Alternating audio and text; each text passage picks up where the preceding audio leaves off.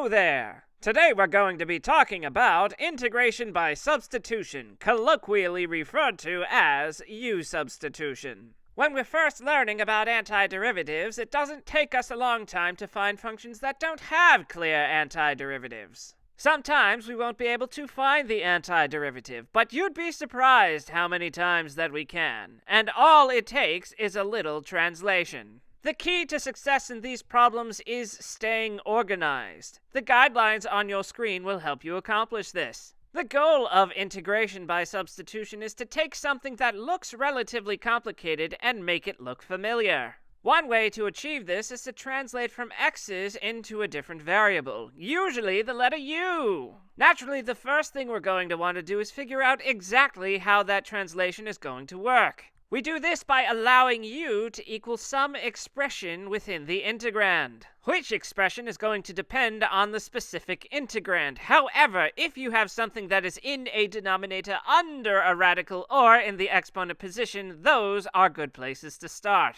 Once we determine something that is a satisfactory u, we also need to find the derivative of u, which we'll call du. Why? Because at its core, U-substitution is meant to reverse the chain rule. And when you take a derivative using the chain rule, you need to multiply your whole derivative by the derivative of your inside function. As such, our u becomes our proposed inside function, and du its derivative. I wouldn't harp on this, but if you understand U-substitution as the reversal of the chain rule, then you'll have a much easier time realizing what it is that we're trying to accomplish here. In any case, once you define your u and your du, you'll have to translate your integrand from x's into u's. Sometimes it'll be a direct translation for both u and du, but in other cases we'll have to do a little bit of multiplicative manipulation, as you'll see in the second example problem. From there, you should have something whose antiderivative is known, and you'll be able to integrate like normal. Finally, with your u antiderivative, you'll be able to translate back into x's. While it may sound like a lot of effort, it's relatively easy in practice. Of course, a few example problems will help to illustrate exactly what I mean.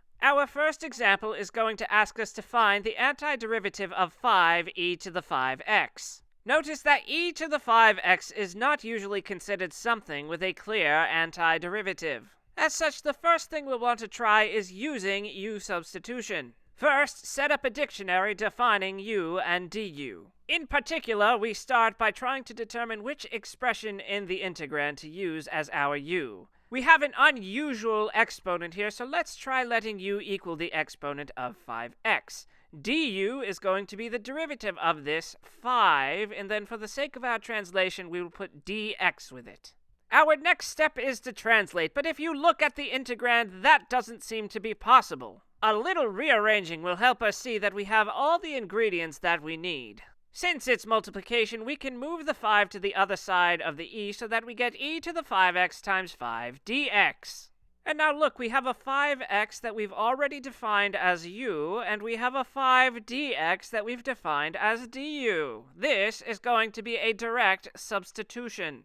After our substitution, we're going to get e to the u times du. And hey, this is something whose antiderivative we know. The antiderivative of e to the u is e to the u plus c. We began with x's, so we should end with x's. In this way, we will take our u and replace it with our 5x. And so, we've determined that the antiderivative of 5e to the 5x is e to the 5x plus c. In the beginning, it's always trickiest to try and determine what makes an appropriate u. Allow me to reiterate. If you're trying to determine what your u should be, the usual suspects are unusual exponents, expressions contained within the denominator, or expressions contained within radicals. To make matters worse, sometimes you will choose a good u, but your du doesn't seem to match. In many circumstances, this can be corrected easily. Let's take a look at the next example. Our next example is going to ask us to find the antiderivative of 15x squared times the quantity x cubed minus 7 to the 4th. In this problem, we don't have an unusual exponent, a denominator, nor do we have a radical. We do, however, have an expression contained within a set of parentheses. Let's try that. We will let u equal the expression in the parentheses x cubed minus 7. Fantastic! Now we need to find its derivative. The derivative of x cubed minus 7 is 3x squared, and then for our translation we need to put dx. Now we'll rearrange our integrand to make it easier for us to substitute.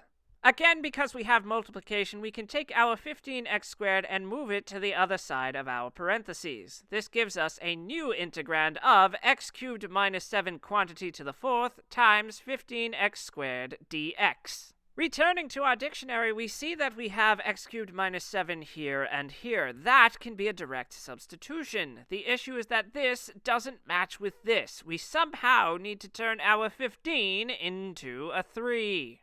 Fortunately for us, this can be accomplished through easy multiplication. We'll alter our integral in order to turn the 15x squared dx into a 3x squared dx. Our first term remains the same, x to the third minus 7 to the fourth, and then to turn 15 into 3 we multiply times 1/5, giving us 1/5 times 15x squared dx. And now we've run into a fundamental problem. We have changed the overall value of our integral. In order for our multiplication times 1/5 to be legitimate, we need to counteract the multiplication on the inside of the integral with multiplication on the outside. To counteract multiplication times a fraction, you multiply by its reciprocal. Therefore, multiplying by 1/5 on the inside means we need to multiply by its reciprocal on the outside, 5.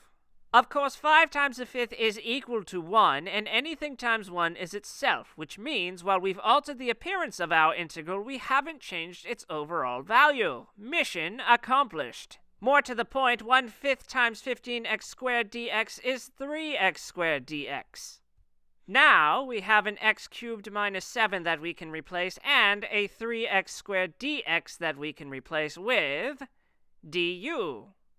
So we translate where we can. We get 5 times the integral of u to the fourth times du. And now we have an integrand whose antiderivative we know. The antiderivative of u to the fourth is 1/5 u to the fifth plus c.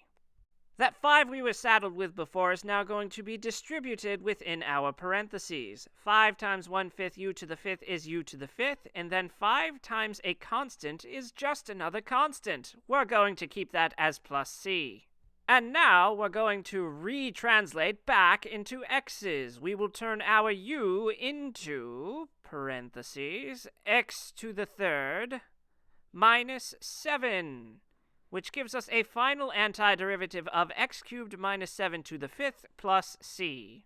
In this problem, we were able to pick a good u, but our du didn't seem to fit at first. In circumstances like the one that we had here, if you can alter a part of your problem to turn it into your du through multiplication, then do that multiplication. Just be sure to multiply the outside of your integral by the reciprocal of the number that you used to multiply on the inside. Once you're able to translate, the rest of the procedure remains the same. Let's take a look at one more example problem. Our last example is going to ask us to find the antiderivative of negative 4x over 5 minus 2x squared. In this situation, we have an expression in the denominator, so we might try letting u equal that expression. In this case, u will equal 5 minus 2x squared. Fantastic times 2. Now we need to find its derivative, but that's very easy. The derivative of 5 minus 2x squared is negative 4x dx. Now let us rearrange our integrand in order to make substitution easier. With fractions, you can always change the numerator to 1 and then multiply the entire fraction times your original numerator. In this case, we get 1 over 5 minus 2x squared times negative 4x dx. And now you can see that we're going to be able to directly translate. We can replace our 5 minus 2x squared with u and our negative 4x dx with du.